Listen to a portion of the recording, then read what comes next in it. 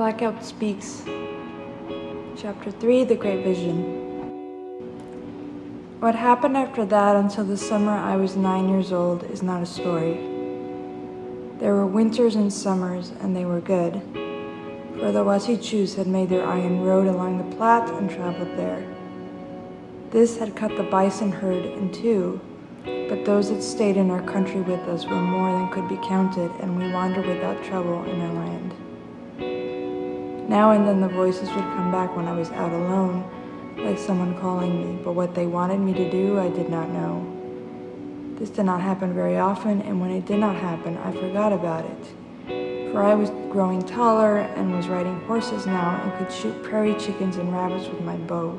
The boys of my people began very young to learn the ways of men, and no one taught us. We just learned by doing what we saw, and we were warriors at a time when boys now are like girls.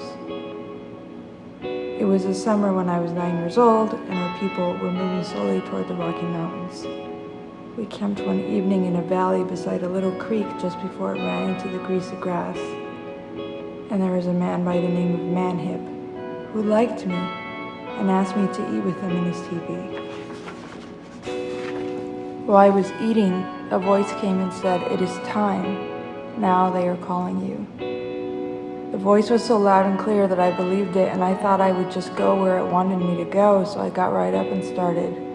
As I came out of the teepee, both my thighs began to hurt me, and suddenly it was like waking from a dream and there wasn't any voice. So I went back into the teepee, but I didn't want to eat. Manhip looked at me in a strange way and asked me what was wrong. I told him that my legs were hurting me. The next morning, the camp moved again, and I was riding with some boys. We stopped to get a drink from a creek, and when I got off my horse, my legs crumpled under me and I could not walk.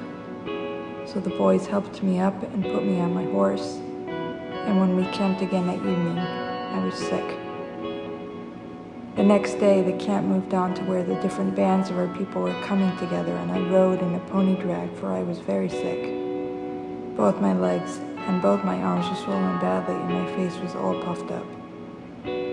When we had camped again, I was lying in our teepee, and my mother and father were sitting beside me. I could see out through the opening, and their two men were coming from the clouds, head first like arrows slanting down, and I knew they were the same that I had seen before. Each now carried a long spear, and from the points of these a jagged lightning flashed. They came clear down to the ground this time and stood a little way off and looked at me and said, "Hurry, come. Your grandfathers are calling you." Then they turned and left the ground like arrows slanting upward from the bow. When I got up to follow, my legs did not hurt me anymore, and I was very light. I went outside the teepee, and yonder where the men with flaming spears were going, a little cloud was coming very fast. It came and stooped and took me and turned back to where it came from, flying fast. And when I looked down, I could see my mother and my father yonder, and I felt sorry to be leaving them. Then there was nothing but the air and the swiftness of the little cloud that bore me, and those two men still leading up to where white clouds were piled like mountains on a wide blue plain, and in them thunder beings lived and leaped and flashed. Now suddenly there was nothing but a world of cloud, and we three were there alone in the middle of a great white plain with snowy hills and mountains staring at us.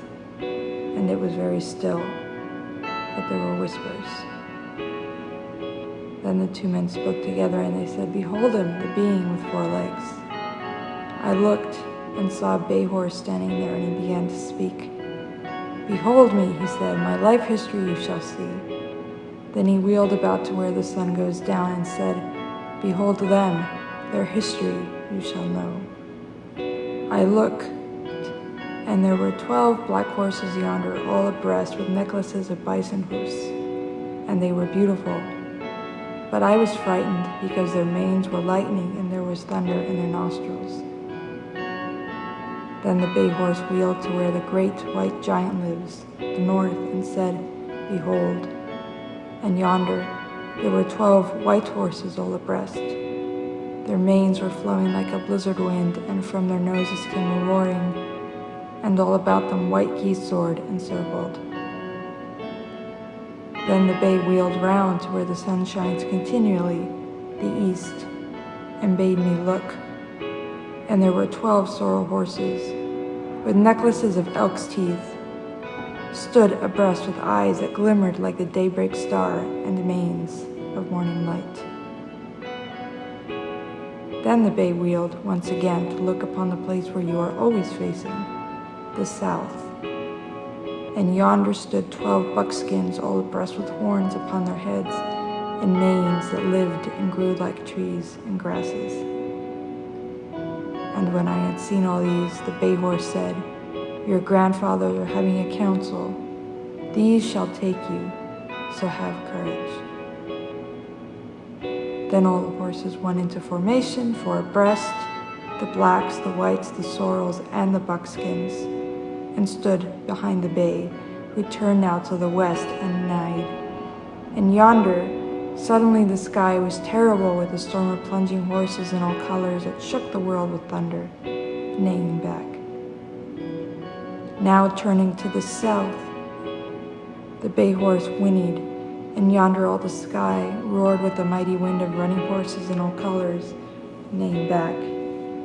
When he whinnied to the east, there too the sky was filled with glowing clouds of manes and tails of horses in all colors singing back. Then to the north he called, and it was crowded with many-colored, happy horses.